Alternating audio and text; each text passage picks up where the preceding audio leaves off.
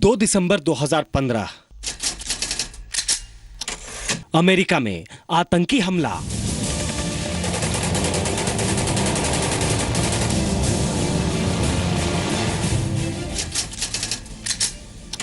चौदह साल 2 महीने और 21 दिन पहले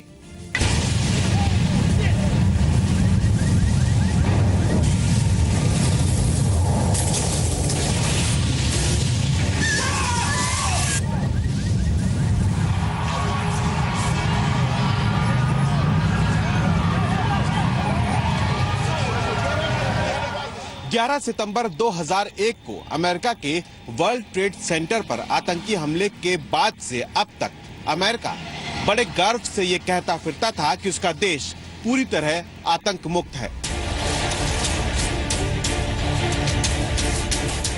मुंबई का 26/11 आतंकी हमला हो या पेरिस का 13/11 हमला, दुनिया भर में हर आतंकी हमले के बाद जब सुरक्षा व्यवस्था की बात आती तो अमेरिका का उदाहरण दिया जाता। 9/11 के बाद लगातार 14 साल तक अमेरिका पर कोई आतंकी हमला नहीं हुआ। दुनिया भर के रक्षा विशेषज्ञ ये मानते रहे कि अमेरिका की सुरक्षा व्यवस्था अभेद्य है, जिसे ना तो लादेन की पीढ़ियां भेज सकती हैं और ना ही बगदादी के लड़ाके। 9/11 के 14 साल 2 महीने और 21 दिन बाद पाकिस्तानी मूल के 2 लोगों ने हथियार उठा लिए और अमेरिका के कैलिफोर्निया में 14 लोगों को मौत के घाट उतार दिया और इस तरह आतंक मुक्त अमेरिका के सारे दावे धरे के धरे रह गए। अमेरिका में लादेन का पुनर्जन्म। नमस्कार, आप हमारी खास पेशकश देख रहे हैं अमेरिका में लादेन का पुनर्जन्म। आपके साथ मैं हूं विद्यानाथ झा। 9/11 आतंकी हमले के बाद से लेकर अब तक अमेरिका को दुनिया का सबसे सुरक्षित देश माना जा रहा था। एक ऐसा देश जहां आतंकी परिंदा भी पर नहीं मार सकता। लेकिन उसी अमेरिका में 2 दिन पहले हुई एक वारदात ने इस सवाल को जन्म दिया है कि क्या अमेरिका में ओसामा बिन लादेन का पुनर्जन्म हो चुका है। आप सोच रहे होंगे कि ऐसा हम क्यों कह रहे हैं। इसके लिए आपको एक रिपोर्ट दिखाते हैं। Hello, everybody. 4, 3, 2, 1.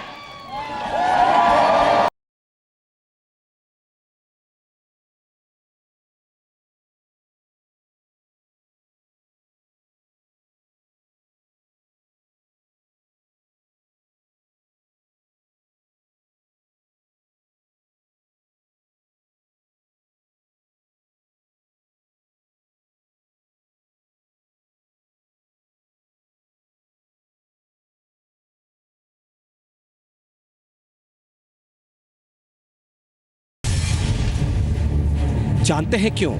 क्योंकि उन्हें भी एहसास हो चुका है कि कैलिफोर्निया की वारदात कहीं ना कहीं अमेरिका में लादेन के पुनर्जन्म का ऐसा सच है जिसे नकारा नहीं जा सकता। This is, of course, the most wonderful time of the year, but we would be remiss not to take a moment to remember our fellow Americans whose hearts are heavy tonight, who grieve for loved ones, especially in San Bernardino, California. Their loss is our loss too. California के San Bernardino में 2 दिसंबर 2015 को पाकिस्तानी मूल के 2 लोगों ने 14 लोगों की जान ले ली थी। इनलैंड रीजनल सेंटर में करीब 150 गोलियां चलाई गई। इस वारदात का मुख्य आरोपी है ये शख्स 28 वर्षीय सैयद रिजवान फारूक और फारूक की मंगेतर 27 वर्षीय तशफीन मलिक। दोनों आरोपियों को अमेरिकन पुलिस ने मार गिराया। फारूक का जन्म अमेरिका में ही हुआ था। वो पब्लिक हेल्थ डिपार्टमेंट में काम करता था, जबकि तशफीन पाकिस्तान की नागरिक थी। यह हथियार और विस्फोटकों का जखीरा भी अमेरिकी जांच एजेंसी FBI को फारूक के घर से बरामद हुए हैं। राइफल, 1 दर्जन से ज्यादा पाइप बम और सैकड़ों कारतूस मिले हैं। कहा जा रहा है कि रिजवान फारूक ने अपनी मंगेतर के लिए अमेरिकी वीजा इस्लामाबाद से लिया था। इतनी मात्रा में हथियार की बरामदगी भी आतंकी वारदात की ओर ही इशारा करती है। Up to 3 people had entered the building and had opened fire on people inside of the building. California के सैन बर्नार्डिनो में एक कम्युनिटी सेंटर पर अंधाधुंध 150 गोलियां चलाई थी। दहशत का माहौल बिल्कुल 9/11 की तरह था। लोगों में अफरा तफरी मची थी। अपने ही मुल्क में अमेरिकी कैदी बन गए थे। बराक ओबामा ने भी कैलिफोर्निया हमले को आतंकी हमले मानने से इनकार नहीं किया है। ओबामा ने कहा है, यह आतंकी हमला भी हो सकता है, हालांकि मामले की जांच अभी चल रही है। We don't know yet everything about this specific attack. President Obama spoke this morning about the possibility that it was terror-related.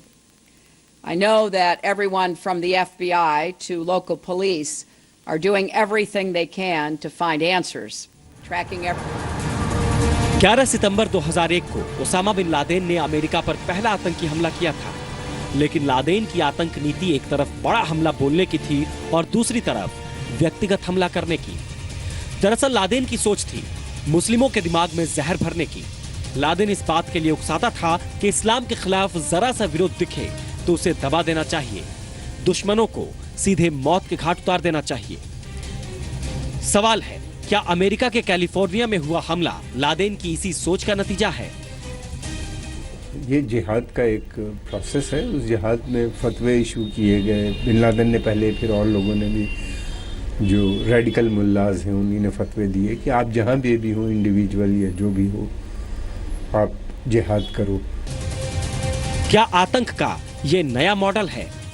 इनकी जो मैगजीन्स हैं, जो इनके वेबसाइट्स हैं, उसमें पूरा तरीका दिया है कि आप कैसे बॉम्ब बनाएं, किस तरीके से आप अपने किचन में, अपनी माँ के किचन में, घर के किचन में आप किस तरीके से बॉम्ब बना सकते हो। कैलिफोर्निया हमले की जांच चल रही है। तीसरा संदिग्ध भी पुलिस की गिरफ्त में है। ऐसे में जल्द ही सामने आ जाएगा कि यह हमला आतंकी हमला था या नहीं। ब्यूरो रिपोर्ट, जी मीडिया, दिल्ली। तो कैलिफोर्निया में जो हमला हुआ, क्या वो आतंकी ट्रेलर था? अमेरिका में इस साल अब तक फायरिंग के 350 मामले सामने आ चुके हैं, लेकिन कैलिफोर्निया में फायरिंग की वारदात को आम वारदात नहीं, आतंकी वारदात से जोड़कर देखा जा रहा है। कहीं कैलिफोर्निया की घटना आईएसआईएस की उस धमकी का ट्रेलर तो नहीं है जिसमें कहा गया है कि अमेरिका को तबाह कर देंगे।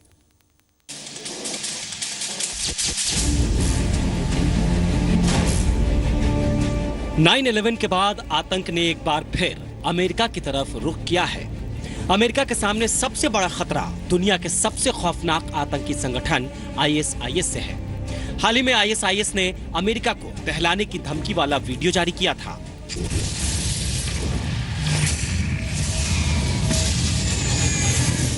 आईएसआईएस ने खुलेआम धमकी दी कि हमने जो हाल फ्रांस का किया है वही हाल अमेरिका का करने जा रहे हैं। قسما بأمر الله لندكن أمريكا وبعقرها في واشنطن بإذن الله تعالى। तो क्या ओसामा बिन लादेन के बाद अमेरिका के सामने सीना तान कर धमकी देने वाला आईएसआईएस इतना ताकतवर हो गया है कि वो अमेरिका की आंखों में आंखें डालकर बात कर सके? लेकिन आईएसआईएस की धमकी सिर्फ अमेरिका के लिए ही नहीं, यूरोपीय देशों के लिए भी है, इस दावे के साथ कि उन्हें अब कोई पकड़ नहीं सकता। وأقول لدول أوروبا إننا قادمون بالمفخخات والتفجيرات। आईएसआईएस के आतंकियों ने पूरी दुनिया को यह धमकी दी है कि अब उन्हें कोई रोक नहीं सकता। قادمون بالأحزمة والكواتم قادمون ولن تستطيعوا ردنا لأننا اليوم بتنا أقوى من ذي قبل بكثير। आईएसआईएस आतंक की इस लड़ाई को धर्म युद्ध कह रहा है और अमेरिका के खिलाफ खड़े होने का न्योता दे रहा है। الدول التي تشارك في الحملة الصليبية والله لك يوما بإذن الله كيوم فرنسا فوالله إن كنا قد دكينا فرنسا। आईएसआईएस की इस धमकी के बाद अमेरिकी सुरक्षा एजेंसी अमेरिका के मुस्लिम बहुल इलाकों में ज्यादा अलर्ट हो चुकी है। 32 करोड़ की आबादी वाले अमेरिका में मुस्लिमों की संख्या 26 लाख से ज्यादा है। वहीं पाकिस्तानी मूल के करीब 3 लाख मुसलमान अमेरिका में रहते हैं। एफबीआई ने पिछले 15 सालों में 2000 से ज्यादा संदिग्धों की सूची बनाई है। सवाल है, क्या आईएसआईएस उन अमेरिकी मुस्लिम युवाओं की मदद से अमेरिका पर आतंकी हमला करेगा जो बगदादी के टेरर विचारों से प्रभावित है? ब्यूरो रिपोर्ट, जी मीडिया। अमेरिका में राष्ट्रपति पद के रिपब्लिकन दावेदारों में से एक डोनाल्ड ट्रंप इन दिनों मुस्लिम समुदाय पर जुबानी गोलाबारी कर रहे हैं। ट्रंप ने कुछ दिनों पहले कहा था कि मुस्लिम आतंकवाद के समर्थक होते हैं। उन्होंने अमेरिका में रहने वाले हर मुसलमान पर पैनी नजर रखने की भी बात कही थी।